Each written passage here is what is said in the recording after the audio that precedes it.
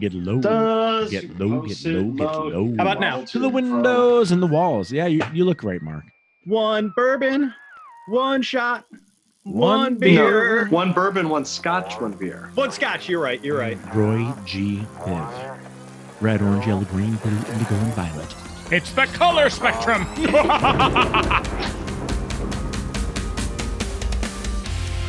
Welcome now to the Crank Revolution podcast, your source for cycling shenanigans. Listen now to our hosts, the purveyors of pedals, as we teach you more about cycling every single episode. So sit right back, pop a cold one, and enjoy our show. Fighting. There is no such thing as shop cats. It's shop dogs. We are back again. This is the second ever Crank Revolution video podcast. What is everyone drinking today? It's just so good when it touches your lips. I don't know what it is. It's just so good. Laugh my Mid-South IPA. What do you got going on, Merc, other than a beautiful curly Shirley Temple It's wig? been so long since I've been to the barber. It finally just went crazy. Barber's the one job being eliminated naturally, biologically by your body, Merc. But I know.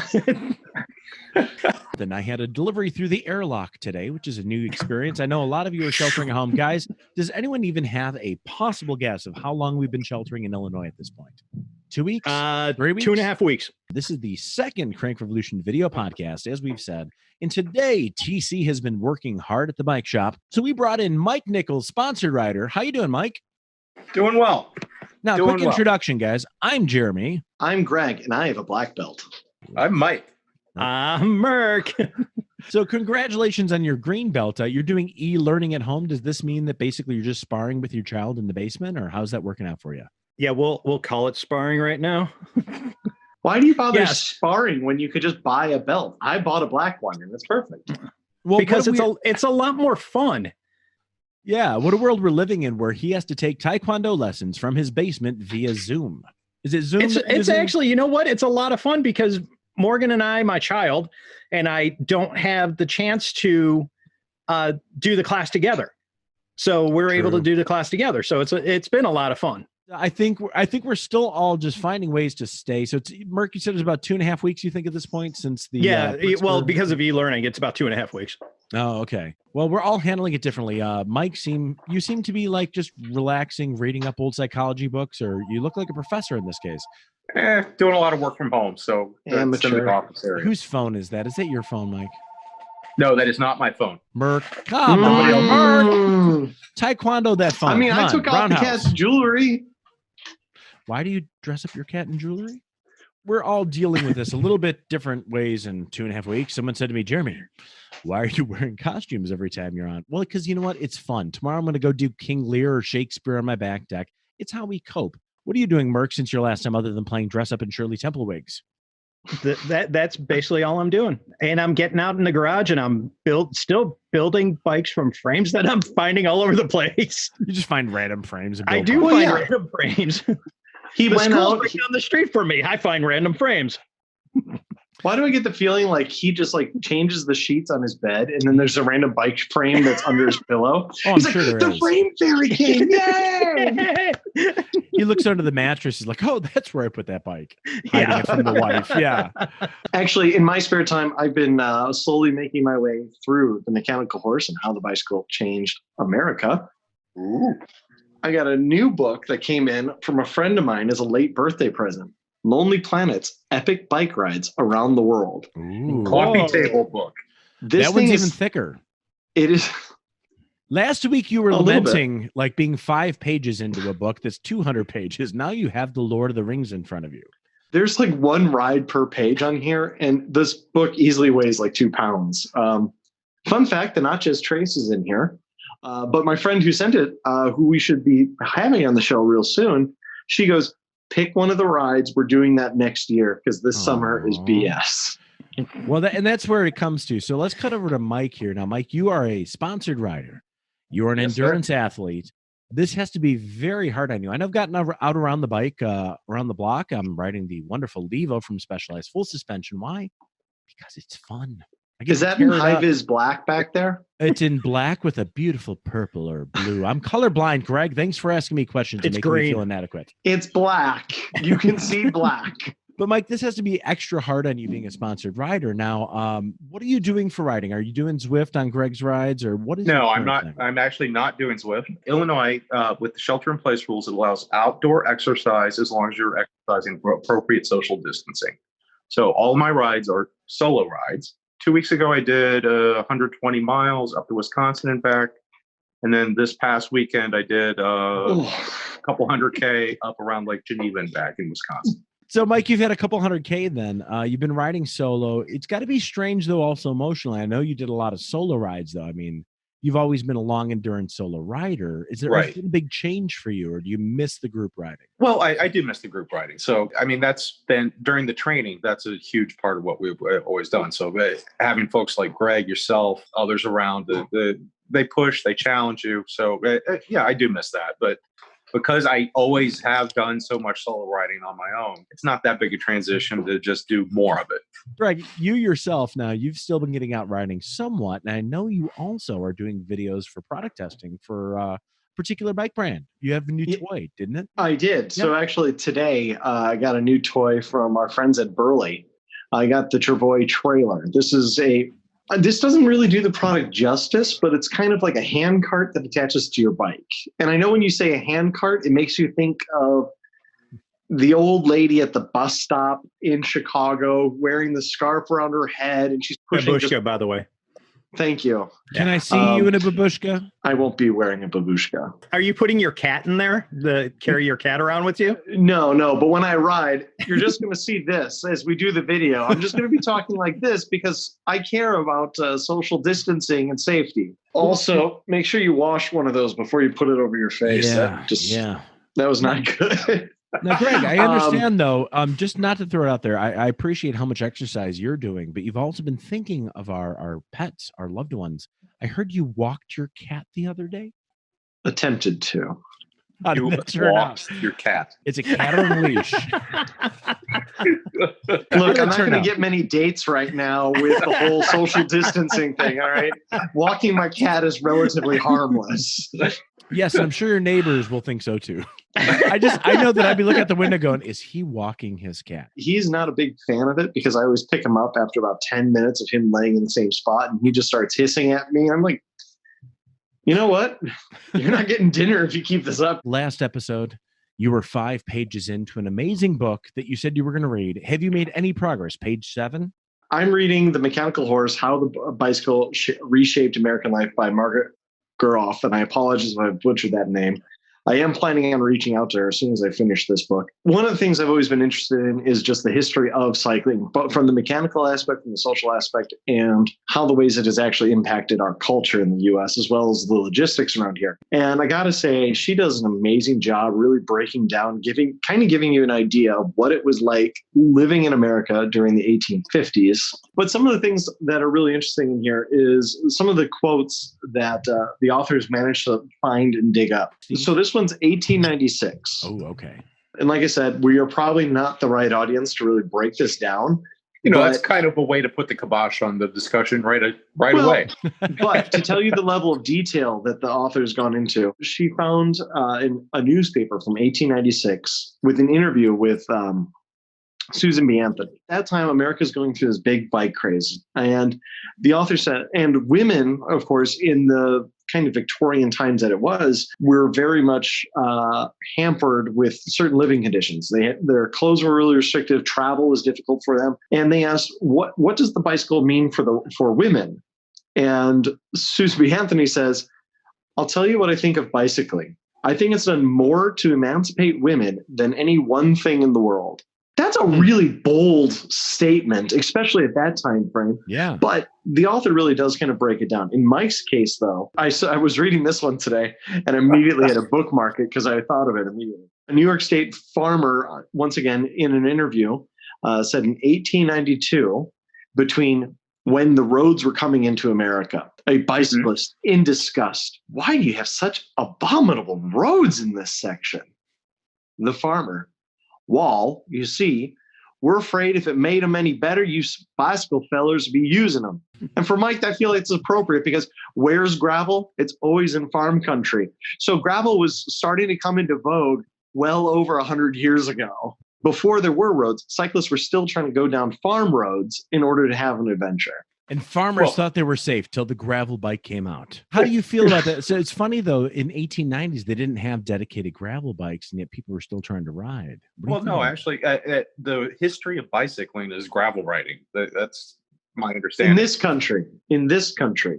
Yeah, because the roads were originally not paved roads. So you rode what you had, right? So, I mean, you also have to think, Greg already alluded to it, the bike wasn't the bike that we know now. The tires on those bikes were minimum of 35 mil. Mike, what's your gravel tire? I run a 38, but that's on the wide side. But yeah, 35 is a perfectly respectable. Well, at a margin of error, it's 35. Right. Yeah. Yeah. There. Thank you. They were designed to tackle those roads. And as Jeremy joked before, gravel was vogue before you made it vogue, Mike. Yeah. Yes, it was. But when it comes to the start of building roads, what was really kind of interesting is that it wasn't horse and buggy. It wasn't the need to support logistics with unloading trains and giving it to a town. It was cyclists and farmers that really kind of, excuse the pun here, paved the way for roads to exist in the countryside. It is ironic, though. So in the early days, you had farmers saying, we're afraid to improve the roads because you bicyclists might come around. Now, with the advent of gravel, bicyclists are saying, oh, no pavement, let me go there. Yeah. And the farmers are all about it. Exactly. I mean, as you and I have been to some of these events, the farmers are out there. They've got pitchers of water. They got their hose running. Heck, some of them even just have chasing you down. Open, welcoming arms, yes? Yeah. Oh, no, I'm sorry. I thought it was pitchforks. So what other parts of wisdom have you found, Greg, in this book? Can I jump back to the Susan B. Anthony? Yeah. I really like that quote because you got to think about the fashion back then for women wore these giant skirts. Yeah. And they invented something for women in order to get on the bike, and it was the skirt catcher. It was this fairing that they put over the rear wheel and the chain so they can ride in their skirts. Cycling is always innovating, always stepping forward. So this is actually one of my favorite passages I found so far. This comes from a magazine, actually, from 1820. So this is before even the penny farthing existed. And in this case, the author rewrote a piece of Hamlet. To ride or not to ride, that is the question. Whether 'tis nobler in the mind to flatter the whims and follies of outrageous fashion, or to ride horseback and not stride away on velocipede. So it was really kind of challenging the idea that everywhere you went, you were on a horse, and that was just the way it was. But now people are challenging that idea. Now, in Times Without TC tonight, let's cut to Merc in From the Mechanic's Mouth. From the Mechanic's Mouth today, I'm going to talk about sweat guards. Because now that we're sheltering in place and a lot more people are riding indoors, a sweat guard is going to be very helpful on your indoor trainer. And the reason why is because sweat is toxic. You remember the Alien movies? Yeah, it's close to that. So something's going to burst out of my chest? Yeah. All that sweat, salt, and gunk pours off of your head straight into your headset, which creates gunked up headsets, which don't turn, which makes a hassle for all of our mechanics out there. So SweatNet is the way to go. And that's From the Mechanic's Mouth. Joining us next on our show is Nina Laughlin, professional athlete and endurance coach. Nina raced for Visit Dallas DNA Pro Cycling, as well as had a smashing win at Land Run 100 in 2019. So, guys, we have a very exciting day today. We've got Nina in the studio. Hi, Nina. How you doing? Yay. How are things going for you, Nina? Things are good. As good as they can be in the midst of a global pandemic.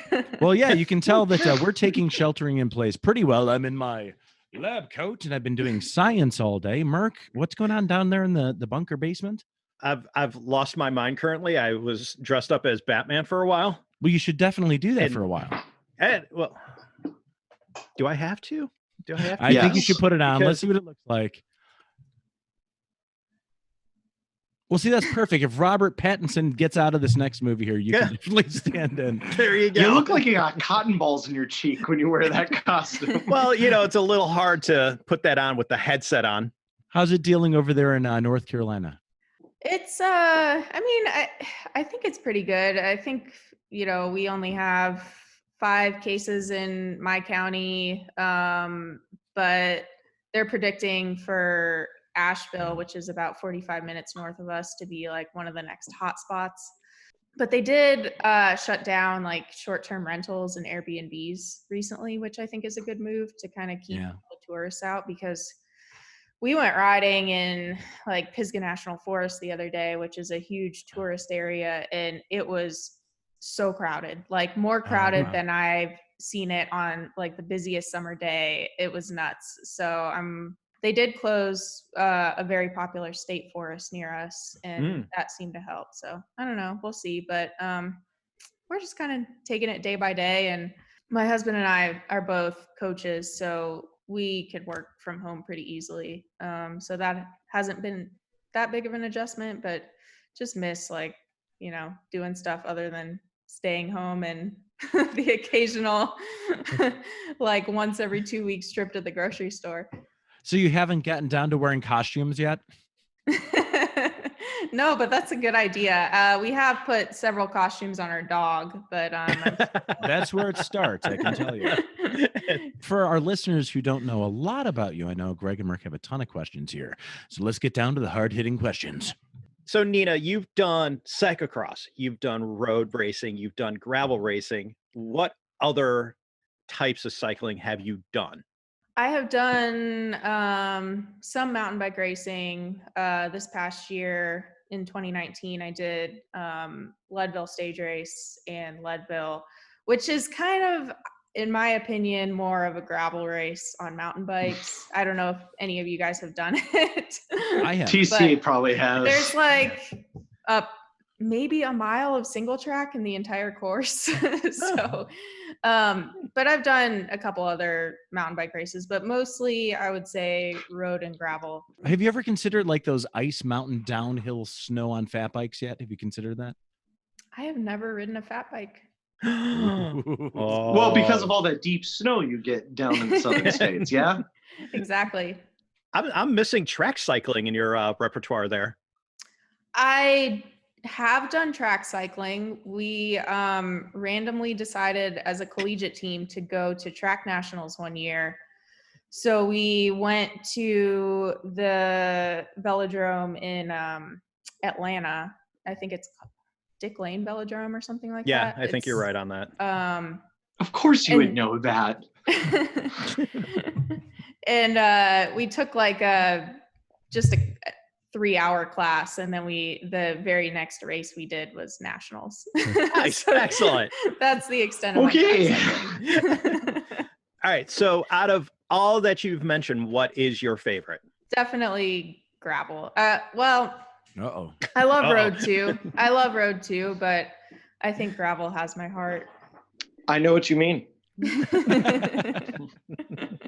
So what is it about gravel that attracted you to it? How did that win out over everything else? Because I got to imagine where you are in the southern states, there's got to be a lot more road riding than gravel. Maybe I'm wrong. Well, actually, from where I live, I think there's like a better variety of gravel routes. Well, there's probably an equal variety of like good gravel and good road routes, because we have DuPont State Forest and Pisgah National Forest like super close by, and they're both like huge areas with tons of gravel roads. We can easily get down into South Carolina where there's some good gravel, and where I went to school at Appalachian State in Boone, there's also gravel roads all over the place. So and tons of national forests. Yeah, there's a lot of gravel, and I got into it, just going to college and going on adventure rides on my road bike, and stumbling across gravel roads and riding gravel on my road bike. And then We actually have quite a few local events in the general vicinity of where I live. And so I want to say that the first gravel event started like in 2012. And that's kind of when I started racing them just for fun alongside the collegiate stuff. So how many bikes are in your stable that you have at home currently? Do you want to name them? Yeah. Okay, let's hear Because them. that's the only way I'm going to be able to count them. I've got, I do have like a 3-speed commuter that I used in college that I don't use here because we live on the top of a mountain. Need more than 3 speeds? To get up this mountain, yes.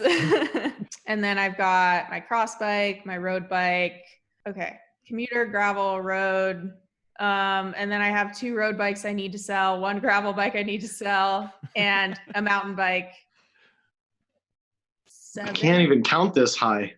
7. I don't know why I counted 3 and 4. That's nobody counts like that, but Common Core does. Don't worry. Merck's been teaching his daughter from the bunker. But so of all those bikes, though, the controversial question is, which one is your favorite? You can only choose one. I would say my gravel bike is the one that I reach for most often. And what is that? What is the heart and soul of it? What is the frame? It's a frame called Grava is the company. I don't think they exist anymore. But I won it from this gravel series they used to have called the Appalachian Gravel Grinder Series. And so I've heard of this. Yeah, it was a really cool series near us. It used to be like 5 or 6 races, really diverse, different types of gravel races. I think the last year they had it was 2016. And that year they gave away the prize if you won was like a bike frame and a SRAM group set. Oh, and a set of I9 wheels. And so that's my gravel bike, and I've just kept it like that. Well, recently, Greg actually had won over at Cab to Midwest. He had won a SRAM group set. But I do have to say, though, there was Merck still hasn't forgiven me because he was the one who handed me my ticket.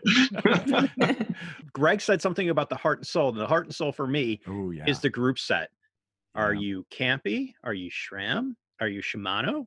Are you Chinese Empire? I'm a Shimano girl. I do have SRAM on my gravel bike, but that's just because I won a group set. That's the real cyclist dilemma. What do I got laying around? Shimano all the way. Oh, so what do you like about the Shimano that makes you want to choose that over the other options? I've just had a lot more success with it. I've had, it probably stems back to collegiate racing when I had SRAM Rival on my very first road bike. And I think I broke like 4 or 5 shift levers in those one shifters, season.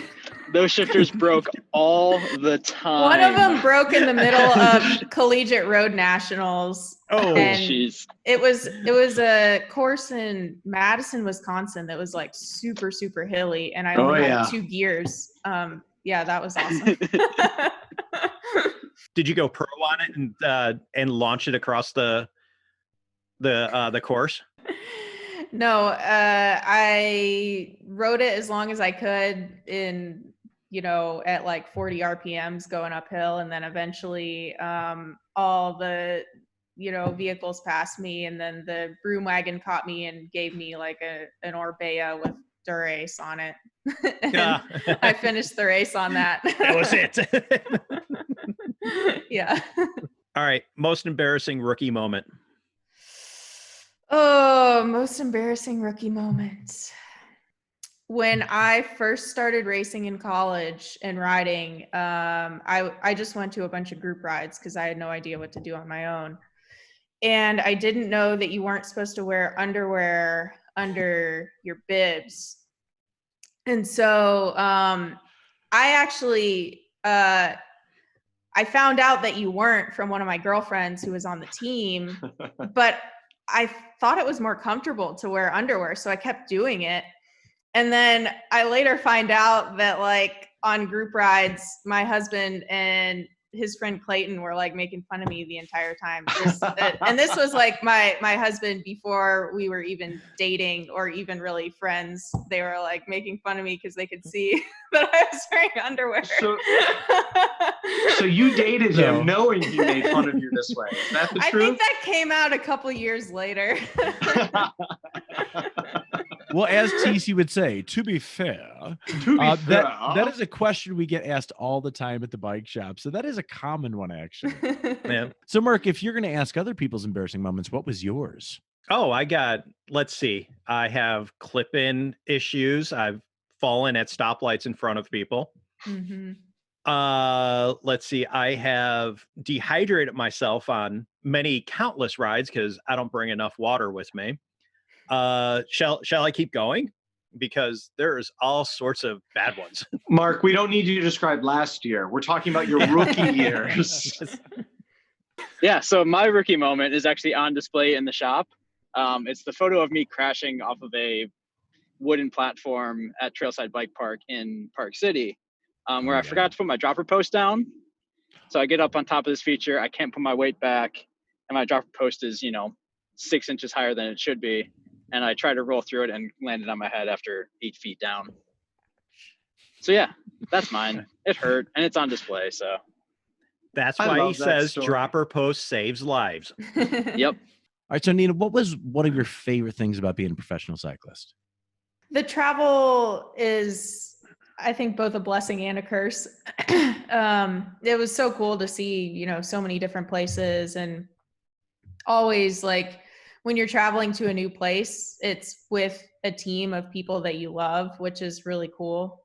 But yeah, I think just like being able to, ride your bike for a living and go travel. Like I got to travel to Australia and, all over the US, Canada, it was really cool. And I probably would not have seen half of the things I've seen if it wasn't for that. Well, the one thing I'm going to ask is I'm by no means any pro, but some of the harder moments sometimes. One time I was with TC and we were going up the coast from San Fran to Portland, and there was a climb that was just killing me that day. So I just kept looking to the next sign, then the next sign, then the next sign. And then we hit a climb one day that I couldn't see the end. It just looked like the road went to the sky. What was a moment that you really had to dig deep? What was one of the harder moments you had to overcome? One year at US Road Nationals, I somehow ended up in a solo break off the front for like a really long time. And some people actually like told me that they thought I was going to win after the race. They were like, we 100% thought you were going to win. And I was like, whoa. But I ended up getting a cramp so bad in one of my legs that I literally had to pull over on the side of the road and stop because I could not get up the hill without my leg cramping so bad that it was like, yeah, I could not move my leg. So I had to like pull over, pour some water on it. And then I eventually got caught by the field, and I like kind of tried to tag along with the field, but the cramp was like so bad. And so everyone after the race was like tweeting about the most epic biomechanical that they've ever seen. I am so stealing that phrase. No, I've seen so many people at our rides. They all have that secret they kind of swear by. If you're cramping, suck down a mustard packet or drink pickle juice. Does anything work for you that works really well? Mustard. Really? Yes. Grey Poupon? Yeah, just like, go to McDonald's and grab a bunch of mustard packets and put them in your back pocket. But Not right now, folks. Not right now. Wait a few months. You heard it here first, folks. Yellow mustard's the way to go. So with your career though, what was your favorite moment? I would have to say winning Land Run 100 was really, really special. I got really sick in 2017. I started the year racing the Tour Down Under on a professional cycling team in Australia. And I got back and something just wasn't right. And it just kind of kept going downhill. And eventually I couldn't even ride my bike. and I could hardly do any other forms of exercise for about 14 months. Yeah, it was awful. So how much training did you have going into land run, if I can interrupt for a second? I started training again in June of, I think it was like towards the end of June 2018. So you went from being kind of, I would imagine you lost a lot of the fitness gains that you'd had through the pro tour. 10 months to train for it, to then come back and destroy land run to win. I mean, that's incredible. Thank you. I had no idea how long it was going to take to get any shred of fitness back. The first couple rides I went on, I think I was like trying as hard as I possibly could and averaging like 120 watts. And then it just like week by week, I think by August, I was like starting to at least do endurance rides, like at the same kind of power output that I used to do.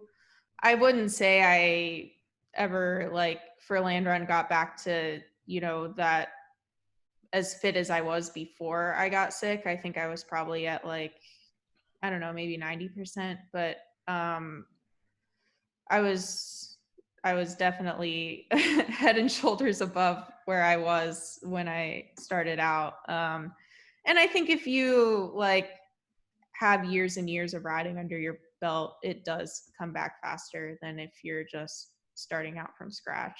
So what kind of dragged you back in after all of that? What was the story? What made you want to do land run? So I had never heard of land run. I was getting back into riding. I was starting to feel better. My husband Reed and I were talking about, you know, what races we wanted to do in 2019, you know, just get back into the swing of things. And I think he heard about the race from following Amanda Nauman on Instagram or something. And she posted something about registration and he was like, let's register. And I was like, okay. Dragged back in. I was like, where is this? He's like, Oklahoma. I'm like, Oklahoma. Did you sing in your head, Oklahoma? No, I'm not the only one. Is the place to be. Yeah, only two of you. I think I was a little bit intimidated by the idea of, you know, being ready for something of that nature. But I think registration was like in August or September of 2018. And so it was like far enough out that I, you know, didn't really think too much about it.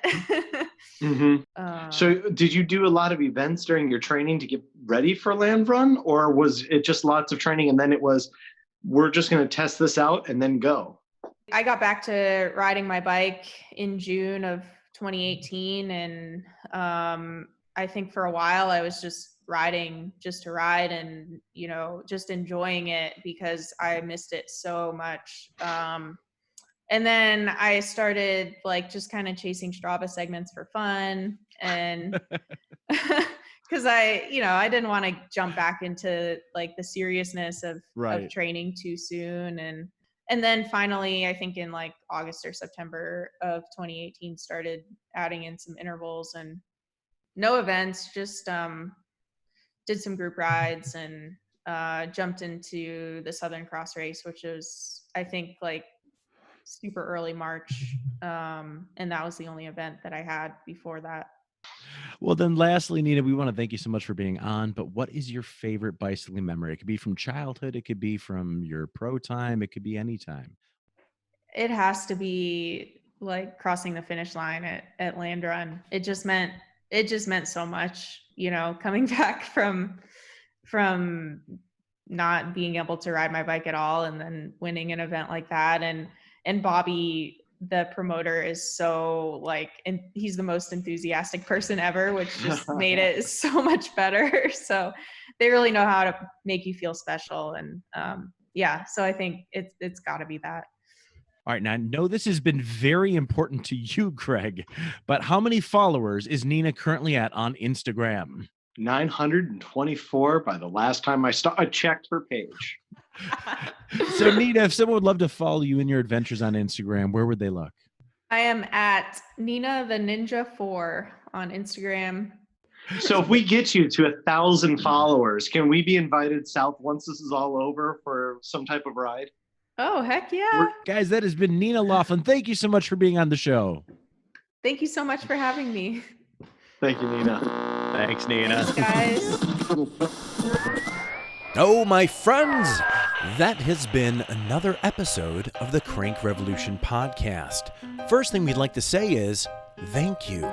Thanks for being our listeners and sharing the show with your friends. Leave us a rating or a review wherever you get your podcasts. We love the feedback. You can reach out to us by email at crankrevolutioncycling@gmail.com and find us on Facebook at Crank Revolution.